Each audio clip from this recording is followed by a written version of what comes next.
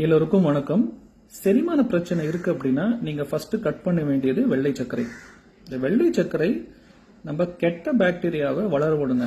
நல்ல பாக்டீரியாவை அழிச்சிட்டு கெட்ட பாக்டீரியாவை வளர விடும். அதே மாதிரி நியூட்ரிஷன் அப்சார்ப்ஷன் ரொம்ப புவரா இருக்கும். அதே மாதிரி நம்ம வயிற்று பகுதியில் இருக்கிற இல்லன் லைனிங்கை நல்லா இரிட்டேட் பண்ணிவிட்டு டைஜஷனை ஸ்பாயில் பண்ணும். ஸோ டைஜஷன் இம்ப்ரூவ் பண்ணணும்னா நீங்க ஃபர்ஸ்ட் கட் பண்ண வேண்டியது வெள்ளை சர்க்கரை.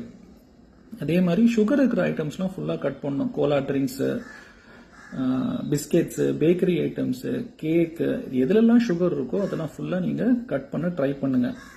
ஏன்னா இந்த வெள்ளை சர்க்கரை வந்து ஒரு நச்சான பொருள். இந்த நச்சு போய் நம்ம சேரும்போது நம்ம செரிமான மண்டலம் ஃபுல்லாக வீக் ஆகிடும். அதே மாதிரி தொடர்ந்து உங்களுக்கு இந்த செரிமான பிரச்சனை இருந்துகிட்டே இருக்கும்.